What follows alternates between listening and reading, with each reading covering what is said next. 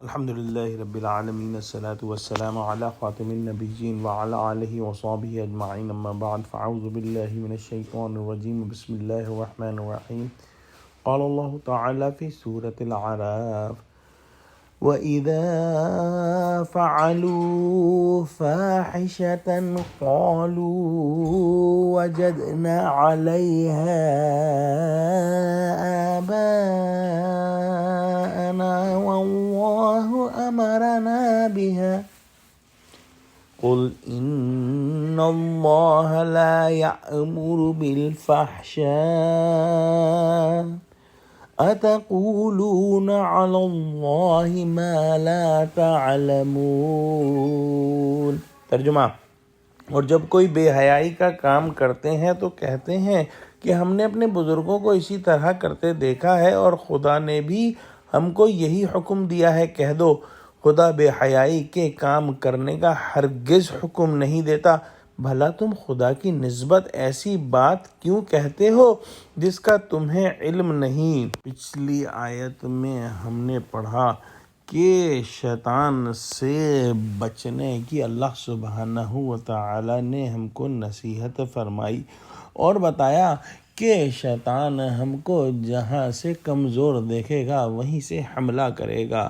شیطان نے اپنے حملوں سے قریش مکہ کو بری طرح جکڑ رکھا تھا اور ان سے ایسے کام کرواتا تھا کہ جو کوئی آدمی سمجھ بوجھ کے ساتھ کر نہیں سکتا۔ اہل قریش کا ایک کام یہ بھی تھا کہ وہ خانہ کعبہ کا طواف برہنہ ہو کر کرتے تھے اور مرد اور عورت دونوں ہی اس گناہ میں شریک تھے۔ اللہ سبحانہ و تعالی نے ایسا کوئی حکم ان کو نہیں دیا تھا، لیکن جب ان سے پوچھا جاتا تھا تو وہ یہی کہتے تھے کہ ہم نے اپنے بڑوں کو، اپنے بزرگوں کو یہی کرتے دیکھا ہے، اور وہ اللہ سبحانہ و تعالی کے حکم کے مطابق کرتے تھے۔ نعوذ باللہ۔ یہی بات ان آیات کی شان نزول ہے، اور جن کے پاس بھی عقل سلیم اور فطرت صحیحہ ہے وہ ایسی چیز سے ضرور نفرت کرے گا۔ خدائے قدوس کی یہ شان نہیں کہ ان کی تعلیم دے، وہ تو پاکی اور حیا کا سرچشمہ ہے۔ گندے اور بے حیائی کے کاموں کا حکم کیسے دے سکتا ہے؟ اصل میں بے حیائی اور برائی کی تعلیم دینے والے وہ شیاطین ہیں جن کو انہوں نے اپنا رفیق کار بنا رکھا ہے۔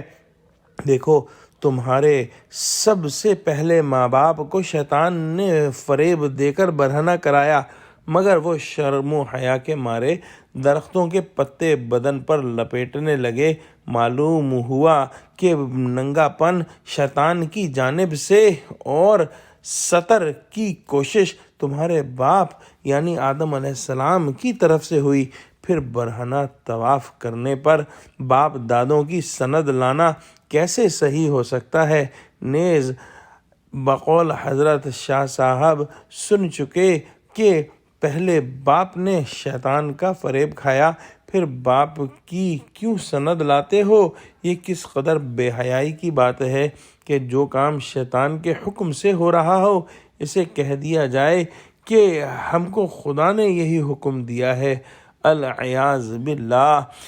ایسے کاموں کو کرنا اور پھر ان کاموں کو اللہ سبحانہ و تعالی کی طرف منسوب کرنا نہایت ہی بڑے گناہ ہیں۔ اللہ سبحانہ و تعالی سے دعا کرتے ہیں کہ اللہ سبحانہ و تعالی ہم کو گناہوں سے بچا لے اور ہم کو شیطانی ہتھ کنڈوں سے اور شیطانی چالوں سے بچا لے۔ آمین۔ وآخر دعوانا الحمد للہ رب العالمین۔ والسلام علیکم ورحمۃ